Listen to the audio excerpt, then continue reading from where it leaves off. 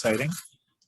Tonight, we have a panel of Newburgh business owners to tell their stories and talk about the things they've learned along the way. Small Business Bootcamp is a partnership between the City of Newburgh, the Mid-Hudson Small Business Development Center, and the Small Business Administration that is hosted by the Newburgh Free Library. I'm going to pass things over to Sylvia, who is with the Small Business Administration. Thank you. Thank you, Chris, for hosting. I really appreciate it. We've had such a wonderful time working with Chris at the Newburgh Free Library. And this was all made possible by a co-sponsorship agreement with the Small Business Administration and the City of Newburgh. Miss Ellen Philo, who has been so kind to us for so long. We have been enjoying all these webinars, all these events that we've had for the past 3 years, probably a little longer. And today we're just having a wonderful time having the panelists that are actual business owners that are here to tell you the wonderful stories of how they became so progressive, open up their business, and they're very successful. And I'm sorry, but I was looking forward to some cake or muffin or so. I don't know. I'm just saying. But I look forward to seeing you all in person eventually, and I will hand it over to my resource partner, Sam Candle, Director of the Small Business Development Center of Mid-Hudson. Sam. Hi, everybody. Yes, I'm in my car. That's just the facts. What can I say? I appreciate especially the panelists coming tonight. Certainly the other components of this boot camp were very nuts and bolts, but there's nothing like hearing from the horse's mouth what it's like to run a business on a day-to-day basis. So I really appreciate you coming. I'm sure everybody will appreciate your input, and you can take it from there. Lights, camera, action. I think it's time to move forward. Ellen. Hi, good evening, everyone. My name is Ellen Philo, and I am Director of Community Development for the City of Newburgh. And I welcome everyone to our final session of our Small Business Camp for the fall of 2022. And we're so happy to have a panel discussion, and we'd love to keep these going because I think, as Sam had mentioned and Sylvia, that it's so good for people to hear from business owners the good, the bad, the ugly, and why is this all coming together and what they need to keep going. So with that, what I'm going to do is I'm going to get us started. We're going to start with Michael Gabor from Newburgh Art Supply. And what I did was I had sent the panelists a list of questions really to help guide them as they are moving to explain to everyone about their businesses and really a little bit of a story. So Michael, I don't know if you want me to prompt you or if you want to really talk a little bit about your business. And you could prompt me a little. Okay, certainly. So when did you start your business? So we started a business, should I just look? Either way, yeah, I was going to say, yeah, we started our business in 2008. I had a job in the city that I lost, and I kind of had to figure something out. That was one of the impetuses for me starting the business. So that was 2008. As you may or may not remember, that was the year that there was a big market crash. And something that I learned from my research is there's actually never a good or bad time to start a business. When you're ready, that's when you start your business. Don't worry about what's going on, in the rest of the world. There's time that you'll figure it out. So there's no good time or bad time. And I just wanted to point that out because that was something that we experienced. We did not use any organizations. What we did is we did a lot of research thanks to the internet. All the information is out there. There's a lot of people that are in small businesses that interact with each other online. Obviously, you get a lot more of an audience being online and talking to people like nationally, and seeing what they went through to start their business. So you didn't use any loans or like small business SBA loans or? No, we were kind of, we were in a good place. Okay. I had a good job, and I had actually a house that I wasn't using. Okay. I sold that. That's what got me started. I actually, and I know a lot of people can't do this, but I tend to shy away from borrowing money. And I know that a lot of people aren't in that position, but it really always was a burden on me if I was in debt. So I try to not do that. I guess, do you want to? Yeah, I was going to ask, you know, I know I had mentioned Newburgh Art Supply. And so again, you know, one of the questions is, you know, why is the city of Newburgh a great place for your small business? Okay, again, so that's another unique thing for us. I had been here at that point for, I guess, 20 years. So I had called Newburgh my home for quite a while. And I really liked being here. Again, what happened shortly before we opened, actually about 5 years before we opened, the DIA opened in Beacon. And so that was like sort of an indication that the arts were, you know, becoming a force in the immediate area. A lot of people, again, you know, when I came up with the idea of this, they said to me, why don't you open a Beacon? And I was like, I want to open in my community. And I also wanted to attract people here who were artists. That was part of the idea. I got here through an artist who had been kicked out of his studio in Soho, which is how a lot of people ended up, you know, moving to the Hudson Valley. And, you know, he was the one that got me here. He was my circle of friends in New York. And that's how I got here in the first place. And I always worked, you know, anything I ever did was sort of in the arts, you know, even when it came to Newburgh, I was always involved in those kinds of endeavors. My partner actually taught at Newburgh Performing Arts Academy since it started. He taught there for about 17 years. Or is it that long? Maybe not 17, it was a long time. You know, and again, he taught art classes to 4 different age categories on Saturday mornings. It was a long haul. And so it was a city of Newburgh because I really believed that this was a place that, you know, it sort of had that feel to it, you know. And like I said, I wanted to see more artists. There's also something unique about the city of Newburgh. I mean, it has its own sort of flavor, I guess you could say. And it's not, you know, I didn't really feel comfortable in Beacon. It was a little too touristy for me.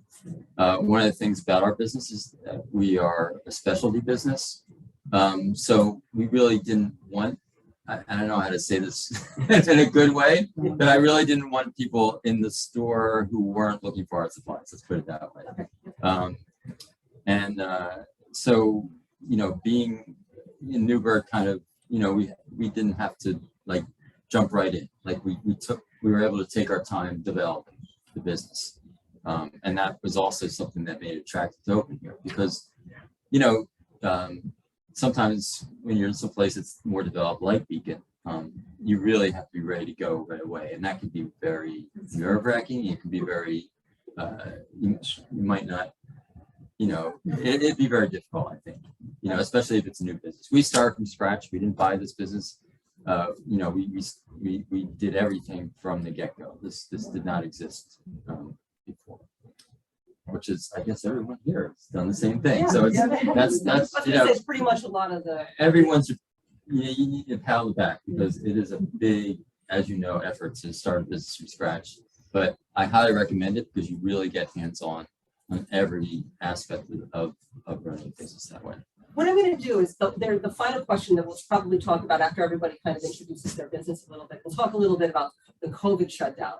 Because that question comes to me a lot about, you know, businesses. How do you survive something like anything, market crash, COVID shutdown? So maybe we'll do that as our last one. So what we'll do is let's move on to Angela Paul-Gaito and with APG Pilates. And as everyone can see, I was trying to pick some City of Newburgh businesses that are all kind of different types of businesses because I get a lot of different calls from different types of people who want to start different businesses, whether it's a food business or manufacturing or Some are more not-for-profit. And so I thought this was a good range that we could offer here. So Angela, I'm going to ask you, if you could give a little background to your business, when you started. Yes. Oh, I mean, I kind of know what the history was Yes, and where you everyone. started, and then why you chose Newburgh. So first, hi, I'm Angela. I'm French, so excuse my accent.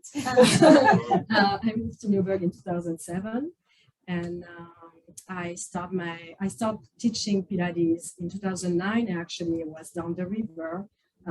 Hélène was one of my first clients at that time, and it was a Zumba yoga situation center that Bernadette, a Zumba instructor, opened, and she was a new business owner, and unfortunately she had a lot of credit and a lot of loan, and after 6 months all the money, I guess, disappeared because she was trying to pay her staff well, and she has a good heart, but it really hurt her business-wise, so she has to close the business. And she asked me if I wanted to do it. The place was where now is the ice cream. Oh, that's right, yeah. Right in the Newburgh Midnight. It's an ice cream, and it was a beautiful space with the view on the river. It was beautiful. But she asked me if I wanted to do it, and at that time it was too new for me. I was like, I can't do business right now. I just had I have my kid already, my first kid first. And I was like, no, that's too much. So I started teaching at my house. And then I had my second kid, my daughter, in 2011. And a year after that, I was like, okay, I think I'm ready to have a third baby, a business, because that is a third baby. That's right. That's right. So I'm like, yeah, Remember that. that is a baby. That is real thing. Yeah. So in 2012, I opened my own studio. So it's going to be 10 years. October is the 10 years anniversary of my APG Pilates. Wow. And I opened in North Plank Road, where the florist Jungle something is. Yeah, Jungle Wood, yeah. Angela, the other Angela, is the owner of that. I stayed there for 2 years. I really loved the place. And I always thought I was in the city of Newburgh, and I actually was in the town of Newburgh. And I was like, oh, I wonder about that. And a friend of mine and client who used to be the partner in crime, Pilates with Hélène, she got that, how can I say that? Well, she got that offer to get a business building in Liberty Street, an 87 Liberty Street, and she asked me if I wanted to be partner of the building and invest with it, and then if not, if I wanted to at least have my business in the storefront. And we talked about the investment. My husband went into the table, and I was like, that's not going to work. So say, but I do want to be definitely there and be your tenant. So that worked very well. I loved my view. And then what I liked a lot about Liberty Street was that it was a little street where I could get my coffee and then go get something else too. It wasn't that much stuff yet. At that time, it was Cafe Macchiato was there for a little while, and they were closing. When I came, she was selling the business to Claudio, who keep Cafe Macchiato for a while, and then after it was Jody, who keep it also for a while, and it disappeared. But there was the warehouse. They were here, of course, but there was on Main Street. There was the only store you could get to close was Hip Hop Heaven. Oh, that's right. And Scrub. I remember. You remember Scrubs, like the hospital clothes. That was the only stores for clothing that you could get. And that's it. There was Terrace Tavern. There was Nancy with the Simple goods. the simple good, yeah, and goodies. But that was it. There was really not much. But at that time, I knew already there was a real potential. And again, the fact that it was a small street that you could walk, it reminded me of Europe. Like in France, that's what we do. We walk from store to store. So for me, that was a big difference. And Plank Road, where there was nothing to go, like you were there and you have to take your car to just get a coffee. So I love that idea of just being in a small little street. It wasn't a main street. The main street of Newburgh is Beacon, but it's so big and so large and so difficult. But the main street of Liberty was like, okay, that's possible. We can build that a certain way. So really attracted me in that. Did you, again, with your starting your business, did you do any business loans or anything like that? So I'm liking. Okay. Yeah. I do not like to owe anybody money.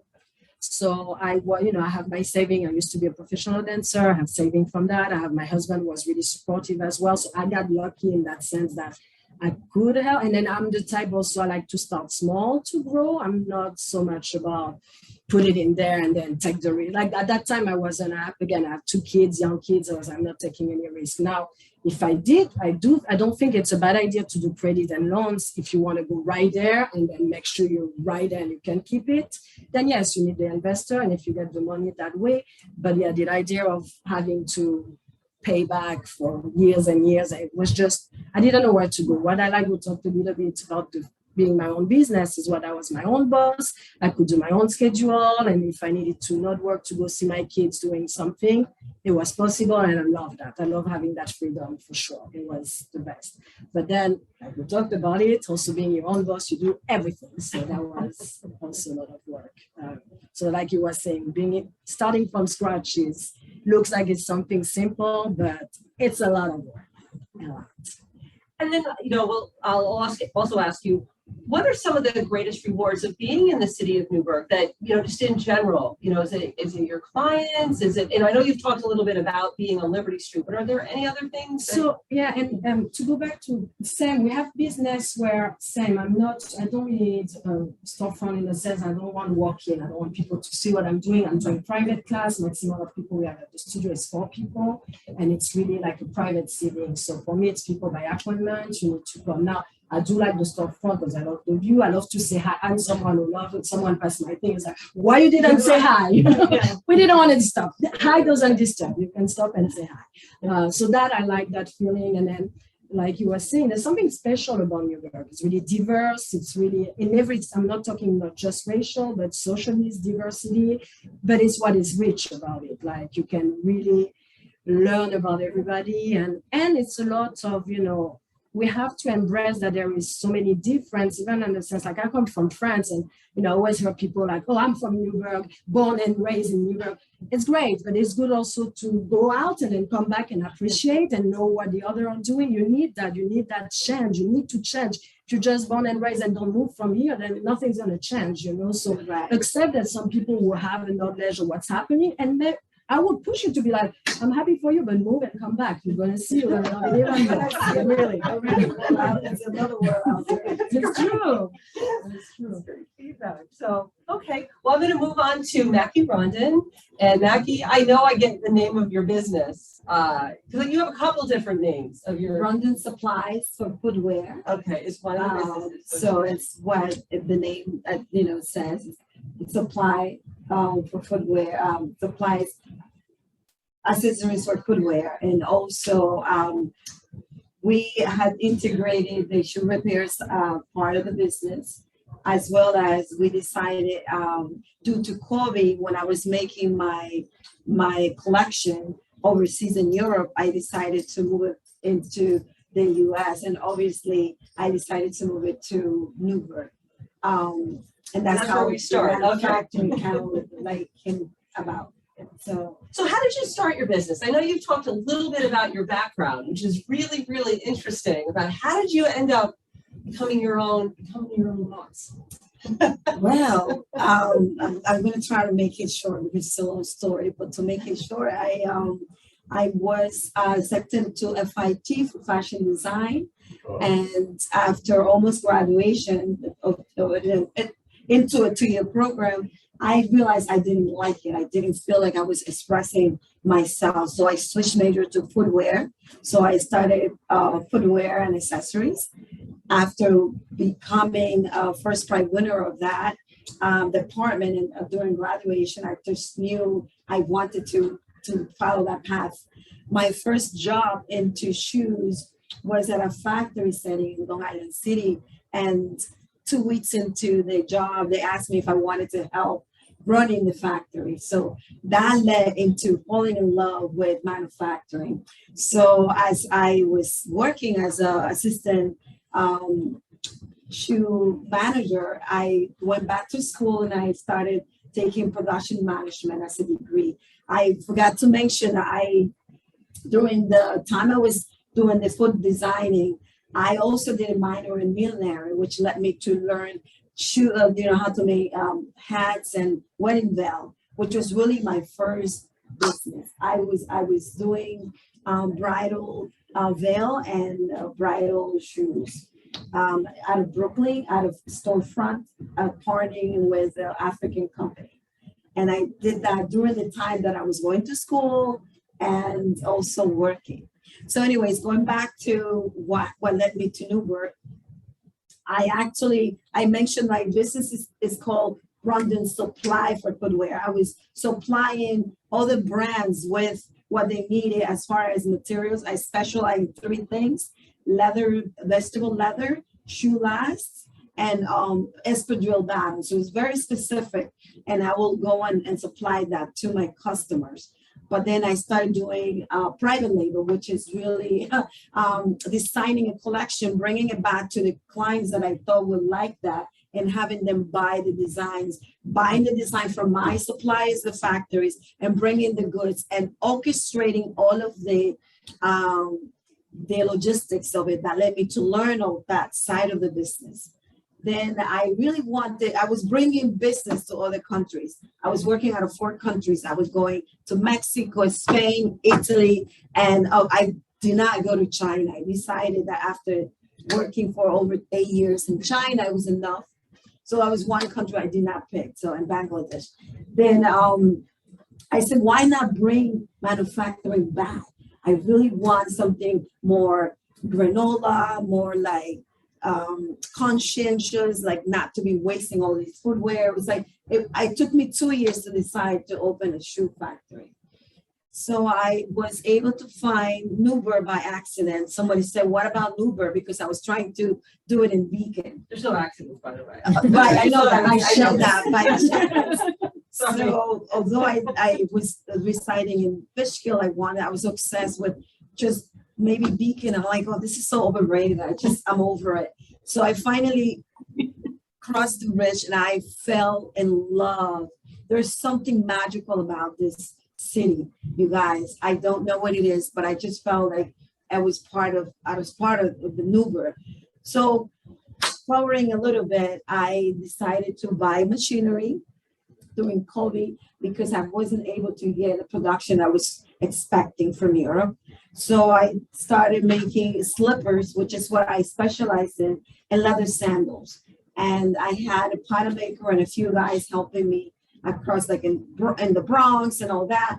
And today I am the one making, because I remember I did all these degrees. Sometimes people go to school, but they don't really end up working what they went to school for. I was like one of the exceptions to the rules. I actually ended up learning how to make patterns and all that, and I put it into practice in this business because I couldn't find the skills, and I'm trying to train. I am dreaming and visualizing a training program in Newburgh where the people could not only have fun designing shoes, but also learn a skill where they could sell their ideas, they could manage production and so forth. So I really have a vision of more of a creating jobs for the city. It's not just like an advertisement, but this is really my vision that I have. So it led me to this. I know.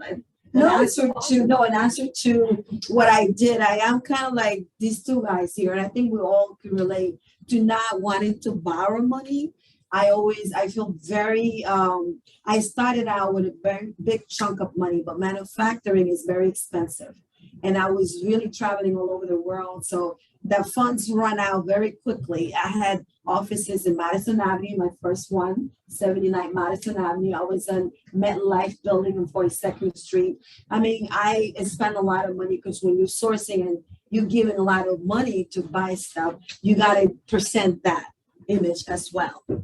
Anyway, so I came here with nothing to Newburgh, just bag it. But something that you need, which is a dream. I came with a dream and a desire to work hard for it. So I started to do research with what is it called? The SCORE, one-on-one in the city when I was there. And then I graduated to SBA, just really getting advice from them I really did not want to get a loan from them, but I knew that there were special people that were in the manufacturing field, and I wanted to get people from them. And that's I used to going back to meetings with them, and they were like, "Why manufacturing?" I mean, if I tell you how many people told me why I was crazy about doing manufacturing, we won't have time tonight, or even the whole entire year. But that's what it takes, somebody crazy to do something crazy that is amazingly crazy, what I mean?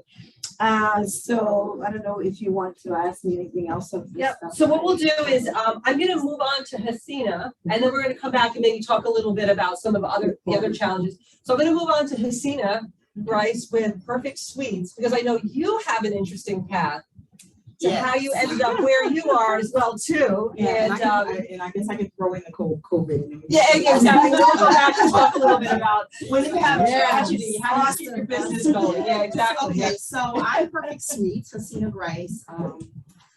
My background is I started out in social work and casework and management. I used to work for the county and for the Newburgh and Large City School District.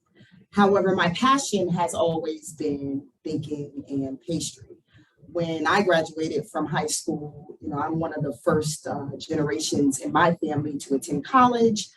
Back then, there was no Food Network cooking show, wasn't popular to go into cooking and things like that. So I was a straight A student, and I had received a lot of scholarships to attend college.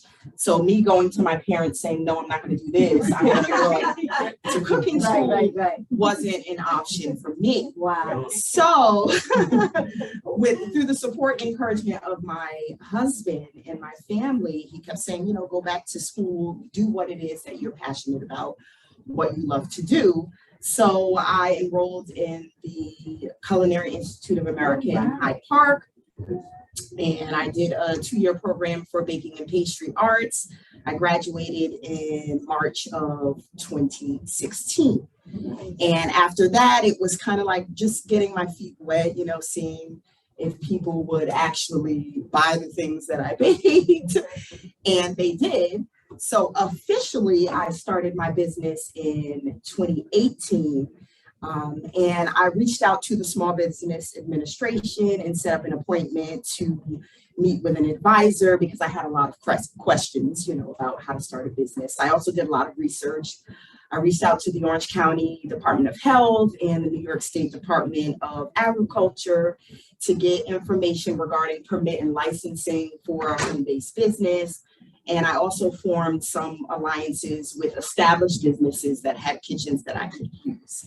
So I wanted to make sure all the necessary paperwork that I needed to get done was done. So even though there are things that you can do yourself as far as paperwork, I was one of those people that didn't have any information. So I hired USA Corporation. They are located in the Bronx of New York City to do all of my paperwork for everything. Wow.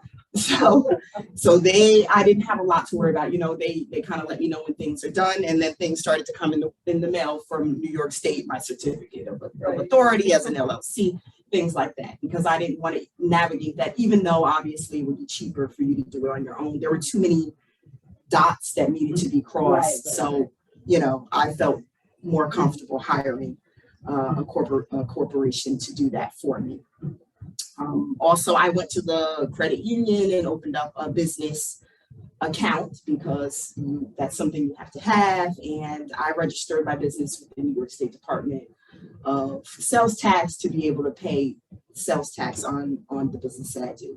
The COVID-19 shutdown affected me more so in the way that I do business. So prior to the shutdown, most of my business thrived off of like special occasion cakes, people getting together and having parties.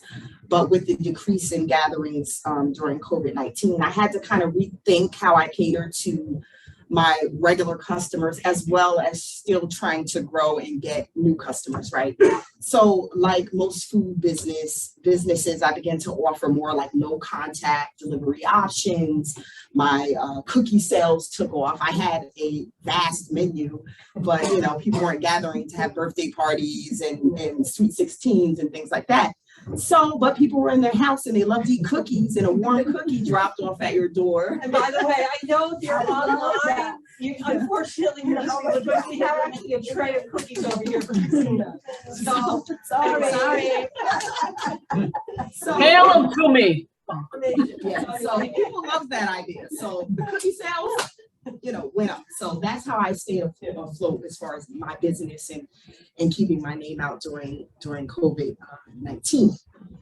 I think also things have changed in how people traditionally have done business. I think nowadays, if you don't have social media and you're not present on social media, you don't have a business. That's just how I see it from my perspective. I couldn't go weeks without having any business orders. The minute that I post a new cookie flavor that I'm working on, my phone starts to ring. So you have to have that mindset. There are lots of people that are in business that are not on social media. And I'm like, you have to. Your things are not how they traditionally used to be. And if you want your business to be successful, you need to reach people on different platforms, because that's what people are into currently. For me, as the city of Newburgh grows and changes, I feel like so does my customer base, right? So starting out, most of my customers were from surrounding counties.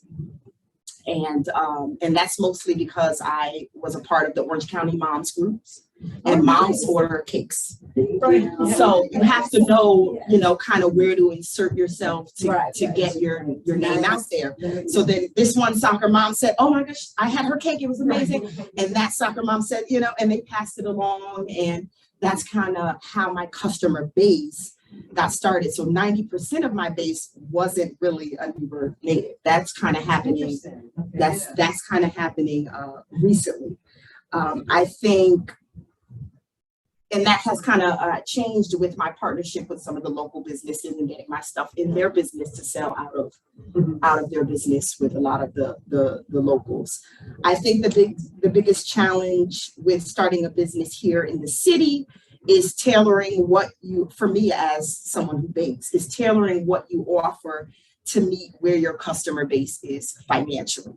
So you have to think outside the box when it comes to that. I can't just offer a whole cake or a whole cheesecake or things like that. Sometimes people just want to buy a cookie. Sometimes they want to buy a slice of cake. So I've had to be able to just kind of morph into change to meet the needs of the customer base. If the median income of households in the city of Newburgh is $40,000 a year, but you tailor your business, cater to people who are 100,000, and it's not going to work. So you have to be able to see that, navigate that, and move through that changing channel. So you'll be fine outside, or you'll have another maybe a customer base, but you're trying to also say, how do I also serve City of Newburgh residents? Right. So for me, my business, I do it all. So I'm tailoring to that person's median income, and they can afford to buy, that. And then I'm also catering to those that might say, I got a couple bucks in my pocket and I want something delicious. And I want something delicious. And you have to be able to see that as a business owner, where you are located. One of the questions asked about challenges. I feel personally, I find that many of the asking prices for leases and buildings aren't necessarily matched with the location and the customer base. So that's always something that I'm looking to see change in the city of Newburgh. I think for me, since I don't have the overhead of a brick and mortar business, I'm able to be more flexible in how and where and who I do business with. So that's an advantage to not having a brick and mortar, and I'm able to be more, I'm like able to be more mobile in some of the. If you're looking for foot traffic or something, Right. And I have a skill that can go anywhere. Right, exactly. Right. So maybe with that though, can we talk a little bit about COVID? I know you had mentioned 2008 as well. There was, that disaster, but it's specifically COVID, like how it affected your businesses. Especially Angela, how did you, you're teaching Pilates. How did you do that? So, yeah, and I'm going to also quickly back to the loan because I don't like to take things, but during COVID, there was the SBA loan. Actually, they were offering the SBA loan for the lower interest, and I did use that. I did need that to, because I use it because I knew I was no interest, and I'm like, let's do it. That's the moment to do that. And even other time, like if I need a uplifting in my business because I have those big machine that I need to change it. So there was a time where I did use some credit, but I'd say I wanted to be out of that as much as possible. Thanks to the SBA for sure. There was a more interest, and I was like, right there, Sylvia. Yeah, I don't know if you hear that. And then also weirdly, we also have an employment, like a business like I'm a sole proprietor and an entrepreneur, and there's no real unemployment. But during the COVID, they create a way for us to have an employment. So that was also during that time. So I was able to change my business towards virtual. I was able to teach class virtually because of the math class. There was someone from the city that also created a program that we could do Pilates classes outside at the Downing. So I was able to give free classes, and it was free, but it was by donation, so people could give if they wanted to. To go back to what you were saying, is that's really, really important to know what is your clientele and to know what is your community. Like you cannot just be there, I'm going to charge all those prices and that's too bad for the other. Like you have to be able to offer Like I'm offering private class, so I can't make it too cheap. It's like a one-on-one. You have to, that's the price. But what I'll do is that then it'll be group class, so make it cheaper. There'll be the free class at the Downing. The Wellness Center is offering right now free classes, and they allow us to be paid in the center. So now there is way to help. So this is really important to be offering different things for different people. But so during the pandemic, I was able to do virtual. And then as soon as we were able to start doing, I could do one-on-one with the mask, with all the precaution that we need, always cleaning. But at least my business, because it's a small setting, but everything that was big room needed to be outside.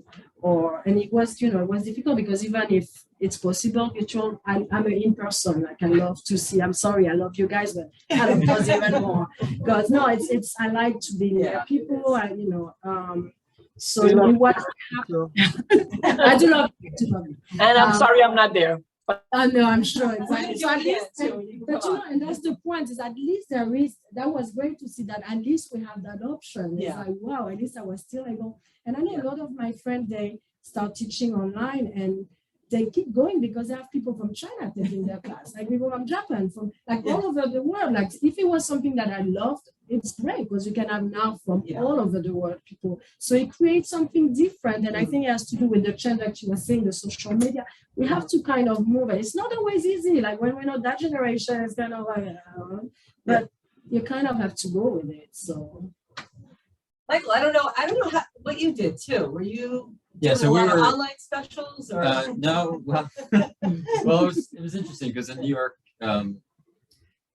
they weren't allowing businesses that had employees to stay open. I mean, except the big box stores, obviously.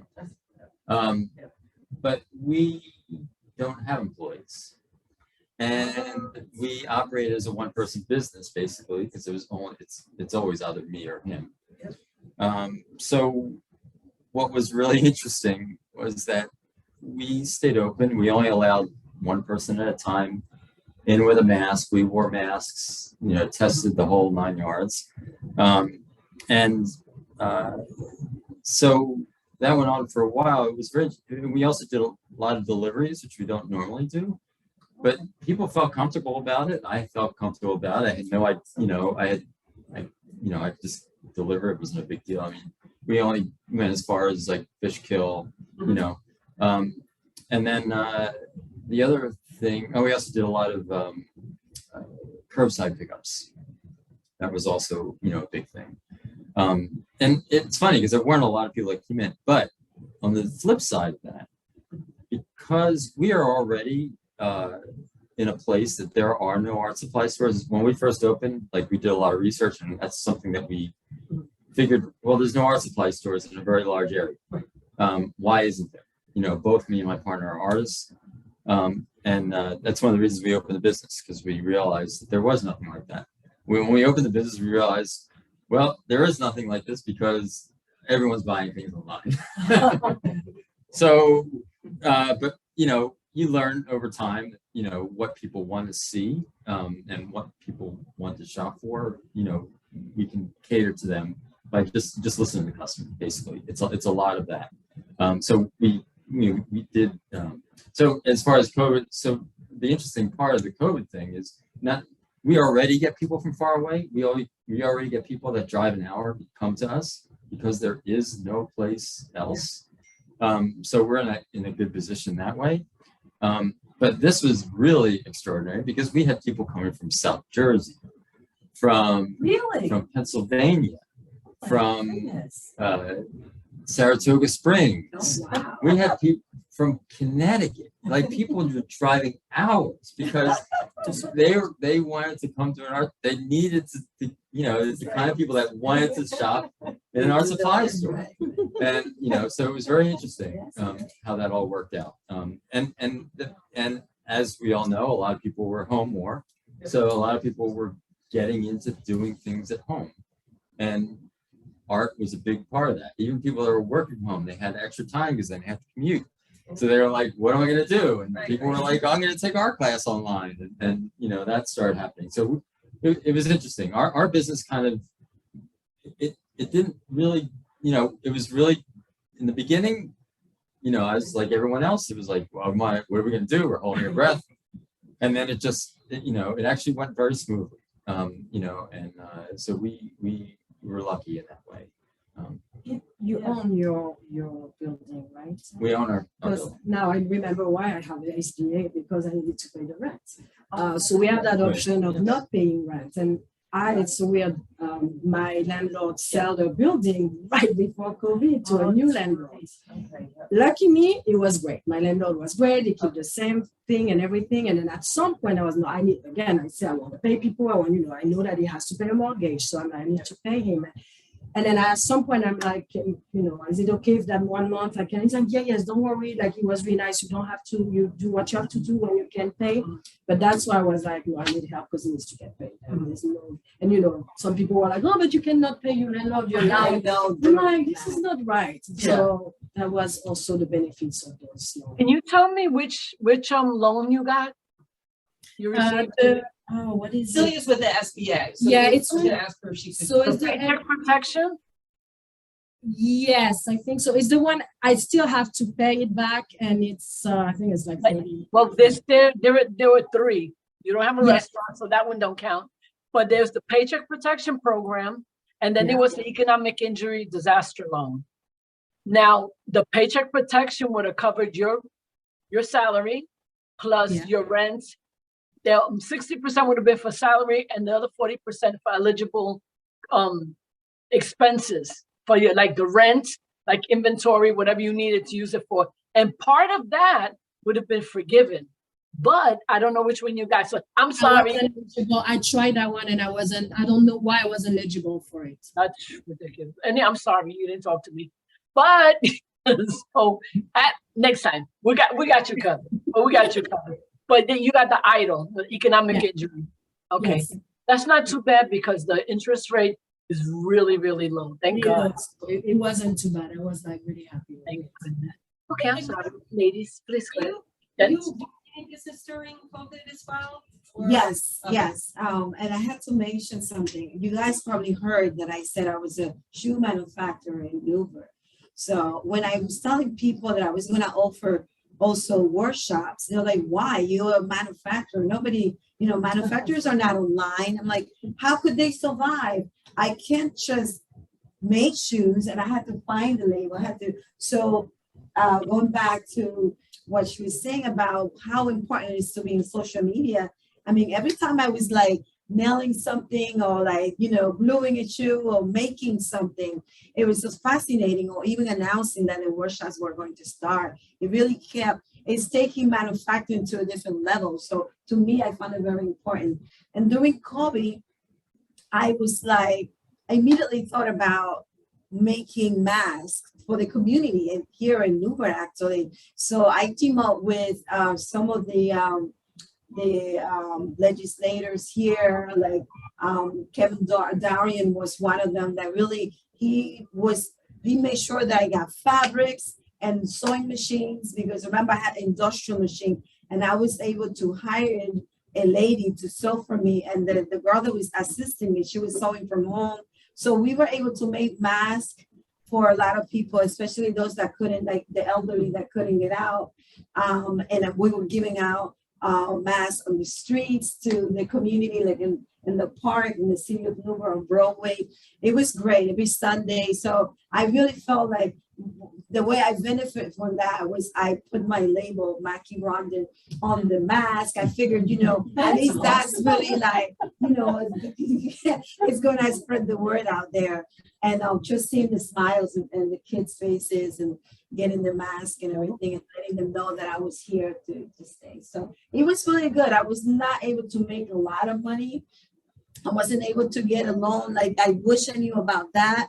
I'm by myself. So like the loans that I was offered were like employees, this and that. I'm like, I don't have any employees. I need to still, I never stopped paying rent. I don't even know how I did it to make sure that my landlord was happy and all that. But I was never able to really get any assistance from any of the organizations. And also the one you were saying about the one that the SBA that they would, it was depending also on what was your, how much you earn, like the prior year. So that was another thing. And not just the prior year, but also how much is your benefits, I think, and then a percentage from that. So for some of us, what they were giving was at a lot the of moment I read the first line, it was like, no, I don't wasn't, qualify. it didn't work for everybody, depending on your type of business. It just didn't work out. But So what we're gonna do now is, I think it would be a good idea to start maybe doing some questions. I know we're having a little bit of a time crunch with the library. So what I'd like to do is, I want to start with the people that are online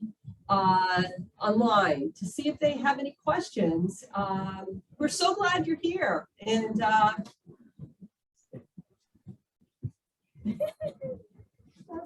If anybody has questions online, come on, that's why they're here. They're in the panel just to answer. They're right here. Hi, Chanel. hi. As you know, I'm Chanel. Actually, I run my own business. I like to get on these Zooms and just see other business owners and just keep abreast. I run a notary service here in Newburgh, and I travel to different counties doing mobile notary work as well as real estate closing. So I do have my own business, but it's refreshing to hear your journey. And I heard some things that gave me some inspiration. So I don't have a question, but I want to give you that much. oh, thank you. Thank you. thank you. Hi, my name is Dion. Can you hear me? Yes, we can hear you. Oh, okay. Hi, good evening.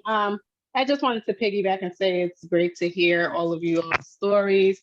I just moved to Orange County from the Bronx about 2 years ago. I love it up here. And I am under contract to purchase a property in Newburgh. And I am looking to start a business in the Newburgh, in that property, because it's a commercial space. And so I just wanted to hop on and see the faces of business owners. I'm in the beauty industry. I'm a licensed cosmetologist, and I'm hoping that I will be able to start and bring Newburgh's first salon suites to Newburgh. I haven't seen any. I don't know if they exist in Newburgh, but from my research, I haven't seen it there. So I just wanted to hop on and connect with you all and hear you all stories. And if you have any resources outside of what you've already mentioned, which is great, I'm all ears, and I'm listening, and I'm writing and taking notes. So thank you. Oh, thank you very much. Sylvia, can I ask you a quick question? Because I'm on the other side. I don't want to get in front of the camera. Can you see there were some questions or messages? Yes, I can. And we do have, let me see. Glad to be here. How many owners are actually from Newburgh? Let me see. Who's from Newburgh? Who's from Newburgh? Just one? You are all actually from, What do you I'm mean not by sure what you mean, Alfonso. Are you talking about, do they live in Newburgh now or have they always been there? Please unmute. It's okay to talk. No, how y'all doing? Can everybody hear me? Yes. I asked that question because I'm a native Newburgh, born and raised on 187 North Miller Street. Actually, the home I was born in was just donated, or should I say rededicated, from Habitat for Humanity. And I was interested in how many people migrated to the new Newburgh. I am from the 60s, the 70s, the 80s, and the early 90s, old Newburgh. So I came back most recently after being gone for about 25 years and seeing the growth and development, and very excited about the direction of Newburgh, New York, and wanted to sit in here and I guess look at the people in the background there. Somebody said it was from Newburgh. Who was that from Newburgh? Born and raised? Black. I've been here since I started going to school. What was that, Guinea Avenue? No, I actually grew up on 3rd Street. Right up, maybe 2 blocks up from the Brick Street Deli. Great. I'm intrigued because I'm looking at that new library. I remember when it first opened up there, and great history. But just glad to see business owners coming to Newburgh, changing Newburgh for the better. Looking to bring my business there. I'm a real estate broker and developer here in Atlanta, Georgia. Historical preservation, and I own 2 trucking companies out of Atlanta. So. Well, don't forget, she has perfect suites. Oh, definitely. So, yes, you can tell I'm Miss Munchies here. Anyway, guys, sorry. So I just wanted to sit in. I did some stuff with the SBA about 30 years ago, worked with some SCORE counselors, but quite didn't get the results I wanted. So, like some of the business owners here, kind of just reached in my pocket and started my own businesses. But looking to see what the SBA is going to offer, people looking to invest in Newburgh. So, well, let me Sylvia, I'll tell be you a giving you a little call. something, because most of Newburgh is in a hub zone, which is historically underutilized business zone. And that's a designation which calls for certification, which opens you up to contracts. So somebody in the chat said, what are you doing now to give back to the community? That's everyone. That's a great question, yeah. What are you doing to give back to the community? I give back The to the community. I am a part of a local church. We do monthly feedings to the community. I supply a lot of sweets to different things. So any opportunity when I can donate, I've donated to the senior housing during COVID.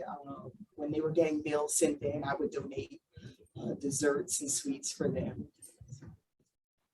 I know for me, as I mentioned, I delayed the donation of the mask, but I noticed a lot of the young entrepreneurs here that do events. Like I participated in events in the community, and I see that a way of giving back to Newburgh by making shoes and letting all of the kids in Newburgh. I wanted everybody to be from Newburgh that was going to wear my shoes, and I wanted them to express how they will wear it and all that. I feel that that's a greater way of giving back and giving to the kids and letting them know that they could also do it themselves. Yeah. So yeah, giving back. So a lot of volunteer for sure, like Harmony, Boys and Girls Club, trying like the classes down, free classes down at the Downing. Safe Harbor, I was a board member for a long time for Safe Harbor, so giving free classes over there too, trying to create a lot of business community. Like we have a short small crow that's going to be the 4th year this year, so we're trying to have all the business kind of working together to give a good experience to the community during the weekend after Black Friday, where they can win some big basket with a lot of gift, and then see everybody, try to connect to all the business around. They have a passport that they can get stamps from those business that participate. Try in the past to do a map for the City of Newburgh with all the different business that we had. So yeah, it's a lot. I also have a wellness shines on the green at Safe Harbor Green. It's going to be the 3rd year in May of free wellness. We have free chiropractic, massage, dance, Pilates, yoga, you name it. Everything is free. And I'm really tired of the free, I have to say. Because no, it's really, and really, it's at a point where it's like, yeah, giving back, but it's really hard to get people to come to those events and to be interested, to be curious. I think one of the lack in Newburgh is the curiosity to try something different. That's the advantage of my business. I bring something that wasn't there before, and that's really different, but to have people interested and try it and understanding that even if it's free, this is a lot of work, like it's years of work, and as much as it's great when it works, it's getting really frustrating when it's not working and when you spend so much hours to try and, you'll know because it creates so many great stuff also. It feels like when people tell you, oh, I didn't hear about it when you've been doing it for the past 10 years. It's so, and it's often born and raised from Newburgh that give you that. And I remember one time I was helping the Safe Harbor to clean up the street, and I had that guy who was like, what you doing? And I'm like, well, I'm helping cleaning. You should go get your thing and try to help clean up. He's like, I'm not going to do that. I'm born and raised. Where you come from? You're not even from there. I'm like, from France cleaning your street, and you're going to be screaming at me because I'm cleaning your street. So, yeah, that's it. That was my back to Newburgh. And I still don't do it. I love it. Still gave back. How about you, Michael? A lot as well. Yeah, well, basically what we do, I mean, the very basic thing, which sort of Angela pointed out, is that, we are the only art supply store in a long distance. And, being a walkable city, it's really great to be an artist here and be able to walk to your art supply store, because that doesn't exist in most other communities in the whole entire Hudson Valley. So that is one thing. But the other thing that we do is try to make the arts accessible to the public. We did a few years of doing something called the Light Bulb Project. My partner did a lot of the organizing, where we'd get artists to do light bulbs, and we still see them around, even though we haven't done that project in probably 7 years or something. And then we also organize Newburgh Open Studios, where we have the artists open their studios. And again, it's one of the biggest events that happens in the city of Newburgh. And we get hundreds of people from outside to come in and see, what's so special about this city. And that's kind of everything. We contribute to everything. but that's very right across from Beacon, and all you see is those amazing trees, especially now during fall foliage. Newburgh is magical. But so yes, you were right. Absolutely, it is magical. I love that place. But I live on Staten Island, all the way in the southern tip of New York City. So I'm sorry I'm not there. But yes. You have any more online questions? Nothing that I found on the computer. And anybody? No chats. Because we do have an audience as well. I know I should turn that camera around. You can see the audience. Questions? I guess a good question for Mackie. My name is Elliot. I'm from West Virginia. And actually, funny enough, we came here because we were looking to work with anyone who is willing to not only contribute clothing, different things appropriate for the children. Actually, we're having an event with volunteers with an organization called the International Disability Foundation. And basically, people are donating like winter coats, gloves, hats, things like that children can receive. So we were looking to post a flyer upstairs. So we did that. And we got this event downstairs. And so just out of curiosity, was that something maybe you might be interested in, like helping children? I think it's from ages 5 to 10. It doesn't have to be like a big crazy donation or something. And we're gonna have a basic event for the community to come to, and the kids that are in need, they obviously should come so they can receive those kinds of benefits and items. So it's out of curiosity, there's something to talk about afterwards. Disclaimer: I make everything by hand. Did you guys get that? So I don't make children's shoes at this time. Okay. But it just a light bulb came to my, to me as you were talking. I know a lot of people. I can make some phone calls and get them to donate some of their, hand-me-downs, so things that their kids are not longer needing. But I don't really I focus on it's like genderless kind of footwear, but not children at this time. I make some sandals for kids, but from Europe, and I don't have enough to give out. It's just samples, but I will be willing to look into what I could get for you guys through some friends and anything else you might need. But thanks for thinking about me. That was really nice. Where are you located? I'm on 603 Broadway, right across the street from Little Caesar shop, behind Charlie Scott boutique. So in case somebody's looking for me, so that sign always says closed, but I'm always open. Right behind that. We don't have any other questions. I don't know, Sylvia, do you want to wrap things up a little bit? I can't thank our panel enough. Oh, wait. I just want to say, go ahead.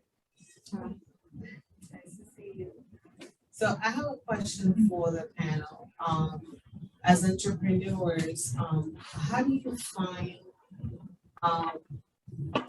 or can you say anything, whether it's positive or negative, regarding growing your business and how financial institutions have been able to make a mark in your projection when it comes to growing, your business? I can start. I'm currently in the process of expanding to some new things. So I did have to take out a business loan through my credit union. I just think it's important to always be evolving as a business, not to be stagnant and so rigid that you can't move with the times or the things that are happening, the things that are changing. I also think as an entrepreneur, if you decide to go into a business and you don't have employees, you have to make sure that your word is your bond. I know a lot of times people that are in this business, it's rigorous. You don't get days off. I don't get to be sick. I don't. So because I'm not going to call someone and say I can't do your order that you ordered months ago because I have a headache today. So you have to be able to power through. You have to really know why it is that you're doing what you're doing. And if it's not your passion, then you shouldn't be doing it, because you have to have that fire in you to get things done when nobody else can get it done.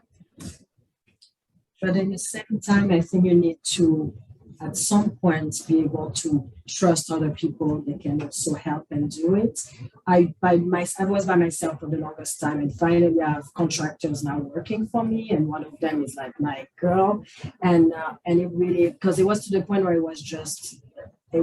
was becoming depressed, and it was just too much. And I'm in a wellness situation, and if I'm not good, then I'm not going to do something right for the person. The energy is not going to be there. So it was nice to be able to have the help and to accept that. And it's hard because clients, when they like someone, says, I'm with the baker, they like a baker, that's the baker they want. They like a teacher, that's the teacher they want. And you have to be like, no, be open, diverse. Like you have to be open to change.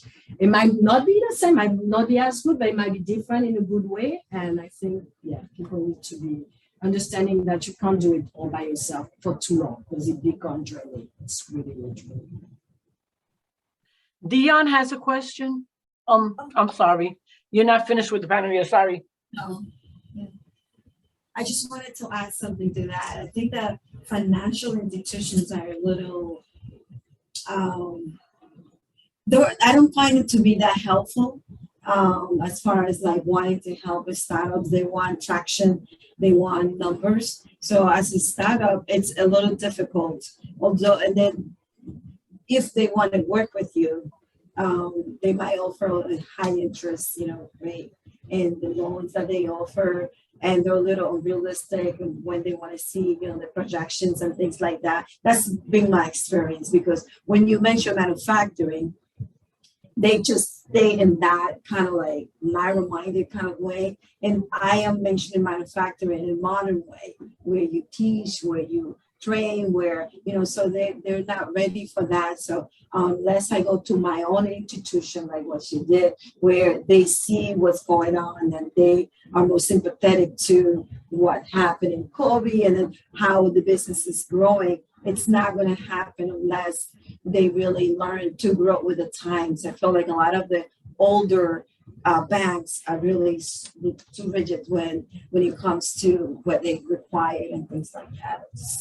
That's just my experience. I hope that answered your question. You also have to keep in mind how much you're asking for if you're dealing with a financial institution, right? Right. So depending on what you want to do, you might be able to get 10,000 and not get 50. But it just depends on what it is that you're trying to do or look for, and being able to say if it's your own personal financial institution. Like for me, the interest rate was better than taking out somewhere else. So you just have to shop around and do different research, and keep that in mind too. Just because you're taking out a loan doesn't mean you have to accept anything that comes to. Right. And I think that's one thing that we need to build in the city with the city. It's the resource. I don't know if there's a way to have SBA partnering with you to give resources to explain what you need to do to open a business, because you need a business plan. Like you need to know, like she was saying, you need to have your EIN, you need to have your LLC if you want to be a sole proprietor. LLC is going to be different prices. And then the liability, the insurance. And it's not just like mine, I have the liability to teach, but I have the insurance for the business itself, and it's not just the rent. It's not, so it's counting, like it goes, and you thought, oh, I can do that with that rent. That's a lot more than what we think. So what I feel was missing for me, I was the same. I was like, okay, I'm going to look where I didn't know where to look. I didn't know what you need. So I kind of do it myself. It would have helped if we could just go to the city and be city hall and be like, what do I need if I want to open a business? That I feel that's something. And this something like that is a start to. Absolutely. And then we have a dedicated small business page on our website as well. We're trying to add some additional information on there. Please update that website, because we still have like the downtown, like if you go on the website, that's a whole. We need to change that, please. And also, no, it's just with 2006 business. They're not even, none of those business owners. So it would help also the business to have more of that. Right. And also to team up with, financial institution as well, that you could refer the startup businesses to once they're ready with their, obviously the business plan and all the stuff that they need to get to, so that they know exactly what to do. And I was just going to say, it would be nice to, I had the advantage of going to the culinary and having that class, but how to write a business plan, what you need, especially if you are trying to get money. Yes. How to do that. And let me tell you a little something about that. They have free tutorials on how to write a business plan on our website at sba.gov. And they did, and the resource partners, they don't charge you anything for one-on-one counseling. It's free. These are your tax dollars at work. So please take advantage. And I don't want to interrupt because I know we're running out of time. But I know we have a hand up online. So that's Dion Walker Duncan. Okay. Good evening again. Was someone talking? Okay. I'll try to be quick before my kids come down and be really loud. I had a question. This is more geared toward those who have brick and mortar. And I'm trying to say this eloquently, but have you received any opposition when you told friends and family that you were opening up a brick and mortar in Newburgh, particularly?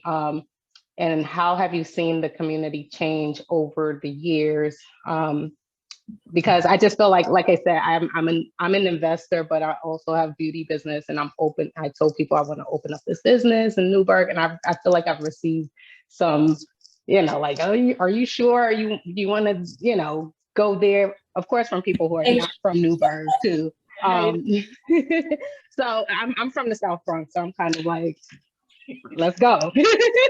But honestly, I see the opportunity there. So I just wanted to know from those of you who do have storefronts or brick and mortar, what was your experience like in opening up brick and mortar? Did you receive a lot of opposition? And do you feel like you're in a good place geographically where you're targeting your target audience?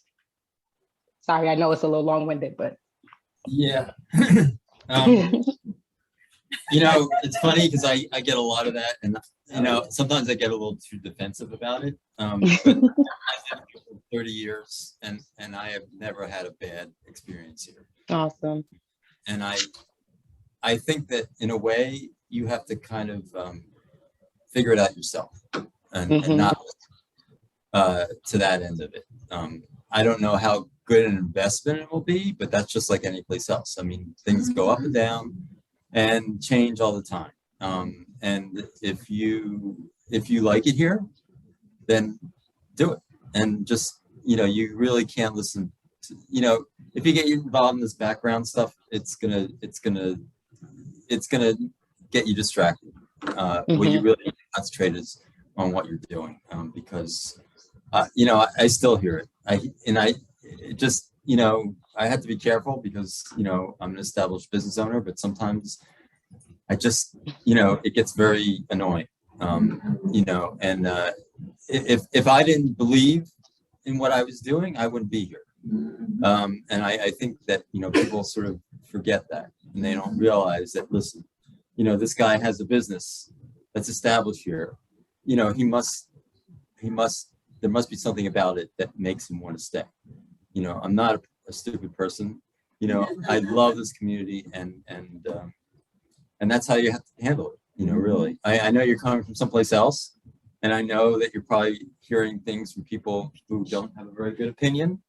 And you just have to, again, if you like this place, then that's where you want to be, and just stick with it.